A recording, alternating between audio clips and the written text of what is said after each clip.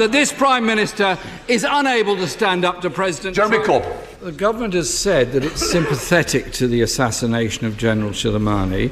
What evidence has the Prime Minister got to suggest that this attack on him and his death was not an illegal act by the United States?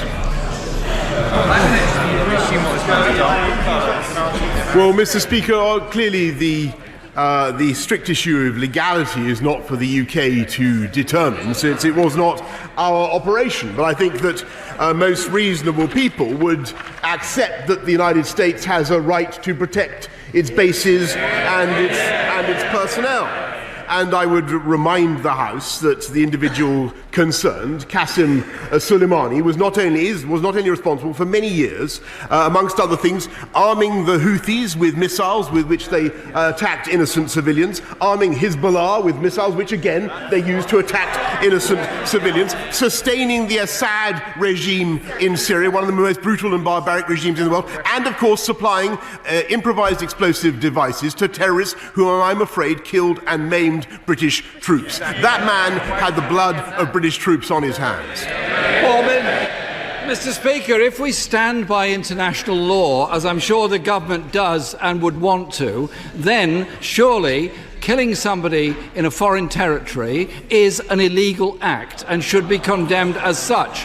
If we believe in international law, that should be the solution to the problems in the world. And as a permanent member of the United Nations Security Council, could the government say what representations have been made to ensure that the Iranian officials that want to attend the Security Council in order to try to bring about a resolution to the very dangerous situation in the region will be allowed to attend? And in the event of the US administration blocking them, what representations will he personally make to President Trump to make sure the UN can operate in the way that it should and must be able to operate?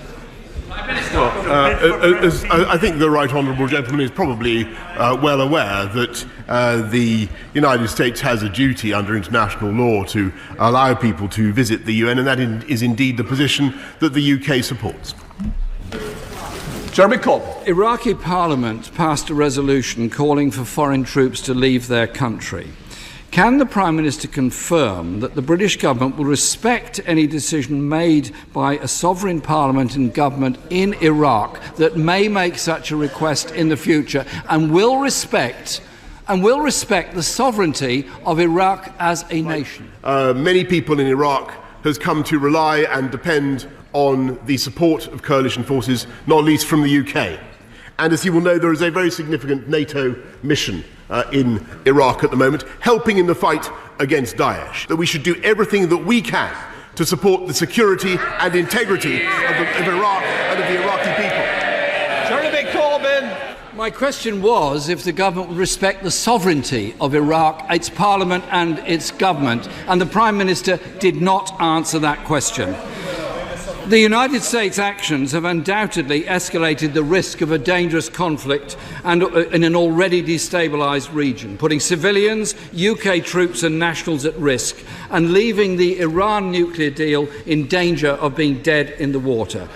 This government's response is not putting the interests of this country first, but instead seems more interested in prioritising the Prime Minister's relationship with President Trump over the security of the region and of this country.